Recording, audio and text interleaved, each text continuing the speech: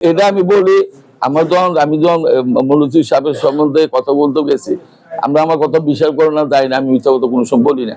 আমার দুইটা প্রশ্ন করছে মহসিন সাহেব, তোমার উর্দুর কি? আমি আপনার একবার বলছি, একবার আপনার কাছে আমি চিঠি দিছি, দ্বিতীয় ফার্দার আমি চিঠি দিব না। উনি আমার যখন বৈশাখ করে দিছে, এই সময় উনি জানতো না, উনি যেটা বলছে উনি জানতো না। আমার টাকা দিছে, তুমি তাড়াতাড়ি লেখো।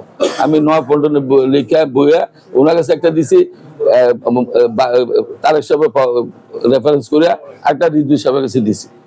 আমি সেইদিন দিছি, আমি আর দেবো না। আমি যদি দলের ভালোবাসি, দলের লেগে নিবেদিত কাজ করি, আমরা তো আমার নিবে, আমি আর লিখবো না। আরটা বলছে মেয়র হোসেন সরকার, আমি কি আপনি আমার রহন মেহরবানি দিতে পারবেন? আমরা দল তো ক্ষমতা নাই। আপনারা যে সময় আল্লাহ দিলে ক্ষমতা এই সময় এটা বিবেচনা করে ওরাই দুইটা কথা করে আমি আই করছি। আসলে আমি তো আপনার কাছে বলছি, আবার বলি শুরু করে, আসলে আমি তো দাঁড়াচ্ছার পক্ষে। আমাদের নেতা ভারপ্রাপ্ত নেতা তারেক সাহেব তো যাকে দিচ্ছে, আপনারাও ছিলেন মনোজ চৌধুরী সাহেব, ওনারকে আমি কাজ করে যাইতেছিলাম। কিছু আমি দেখছি ওনার বিপক্ষে যে এসি সাহেব বারবারই বলতেছে আজকে নমিশন নিয়ে আইতেছে, মানুষের বিভ্রান্তি করতেছে। এই কারণে আমি একটু আবেগ করে আমি এটা মনোবল কিনছি, কিন্তু এটা আমার কিনা ঠিক হয়েছে না।